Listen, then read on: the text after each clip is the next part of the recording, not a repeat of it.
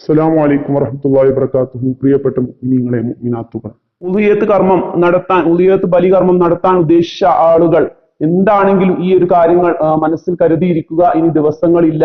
ഈ ദുൽഹിജ്ജ മാസം പിറന്നത് മുതൽ അറവ് നടക്കുന്ന സമയം വരെ നമ്മുടെ ശരീരത്തിലെ നഖം, മുടി ഇവ നീക്കാതിരിക്കൽ പ്രത്യേകം സുന്നത്തായ കാര്യമാണ്. അതുപോലെ തന്നെ ഈ ഒരു മുടി നീക്കം ചെയ്യുക എന്ന് പറയുന്നത് ഗുഹ്യ ഭാഗത്തുള്ളതാണെങ്കിലും കക്ഷത്തിലുള്ളതാണെങ്കിലും ഏത് രോമവും കളയാതിരിക്കൽ ഏറ്റവും അധികം ശ്രദ്ധിക്കേണ്ട കാര്യമാണ്.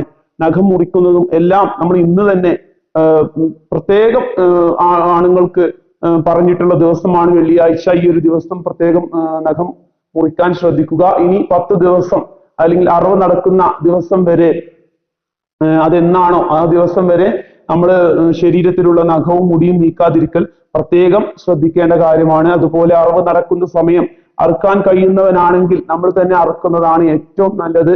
അതല്ലെങ്കിൽ ആ ഒരു സമയത്ത് അറുക്കുന്ന സമയത്ത് അവിടെ ഹാജരാകൽ പ്രത്യേകം സുന്നത്തായ കാര്യമാണ്. ഇതുകൂടി പ്രത്യേകം ശ്രദ്ധിക്കേണ്ടതാണ്.